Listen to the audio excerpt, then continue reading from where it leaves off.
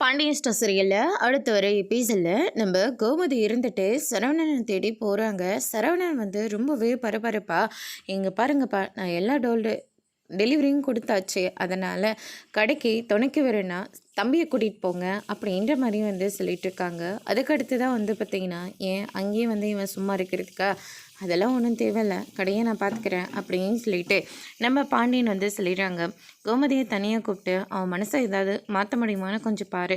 ஏன்னா அந்த பிள்ளை நிறைய தப்பு பண்ணியிருக்கலாம், ஆனால் இப்போ நம்ம வீட்டு வாரிசை அதை சுமந்துட்டுருக்கு, அதை நிர்கதியாக நிற்க வைக்கிறதுக்கு என் மனசு ஒத்து வரல அப்படின்ற மாதிரி வந்து சொல்லிக்கிட்டு இருக்காங்க.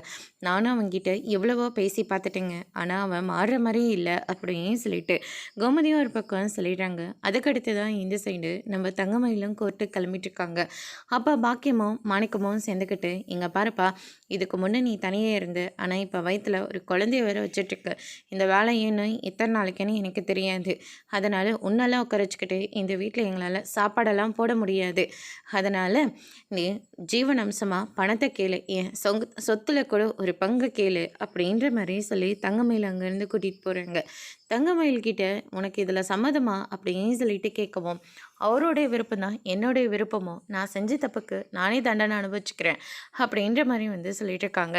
சரவணன் இருந்துட்டேன், என் குழந்தைய நான் எக்காரணத்தை கொண்டு நான் விட்டுற மாட்டேன், என் குழந்தைய நான் நல்லபடியாக பார்த்துப்பேன் அப்படின்னு சொல்லிட்டு சரவணனும் வந்து சொல்லிட்டு இருக்காங்க. ஜீவனம்சமாக அவங்க எவ்வளோ கேட்டாலும் நான் கொடுக்க தயாராக இருக்கேன் அப்படின்ற மாதிரியும் சொல்லிடுறாங்க.